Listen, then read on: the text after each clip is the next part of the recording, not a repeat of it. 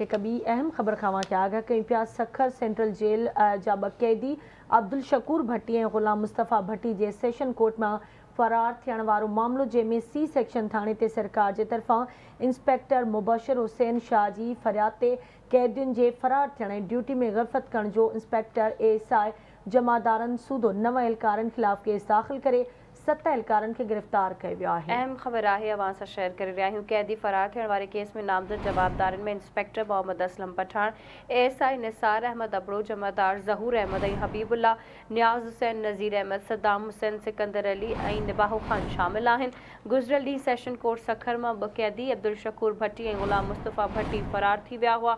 बाद में हिकु कैदी अब्दुल शकूर भट्टी खे गिरफ़्तार कयो वियो ऐं ॿिए कैदी ग़ुलाम मुस्तफ़ा भट्टी खे पंहिंजे वालिद पाण मुरादो जेल इंतज़ामिया आॾो पेश कयो हो।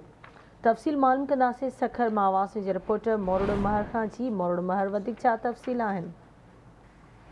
जी बिल्कुल, सी सेक्शन थाने ते सरकार जे तरफ़ां इंस्पेक्टर मुबशर हुसैन शाह जे फरियाद ते कैदी अब्दुल शकूर भट्टी ऐं ग़ुलाम मुस्तफ़ा भट्टीअ जे फरार थियण ऐं ड्यूटीअ में ग़फ़लत करण जो इंस्पेक्टर एएसआई ऐं जमादारनि सूदो 9 एहलकारनि ख़िलाफ़ केस दाख़िल करे 7 एहलकारनि खे गिरफ़्तार किया वियो आहे। कैदी फरार थियण वारे केस में नामज़द जवाबदारनि में इंस्पेक्टर मोहम्मद असलम पठान, एएसआई निसार अहमद अबड़ो, जमादार ज़हूर अहमद, हबीबुल्ला, नियाज़ हुसैन, नज़ीर अहमद, सद्दाम हुसैन, सिकंदर ऐं निबाहो ख़ान जेके आहिनि उहे शामिल किया विया आहिनि। गुज़िरियल ॾियारे सेशन कोर्ट में हाज़िरीअ दौरान 2 कैदी अब्दुल शकूर भट्टी ऐं ग़ुलाम मुस्तफ़ा भट्टी जेके आहिनि उहे फरार थी विया हुआ। कैदी ग़ुलाम मुस्तफ़ा भट्टीअ खे पुलिस जे तरफ़ां गिरफ़्तार कयो वियो हो ऐं ग़ुलाम अब्दुल शकूर खे गिरफ़्तार कयो वियो ऐं ॿियो जेको कैदी हो ग़ुलाम मुस्तफ़ा भट्टी हुनखे पंहिंजो वालिद पाण मुरादो सेंट्रल जेल ते वठी अची इंतज़ामिया जे हवाले कयो हो। उन खां पोइ जेको आहे हींअर थोरी देरि पहिरियां 9 एहलकारनि जे ख़िलाफ़ कैदी फरार थियण वारे मामले जो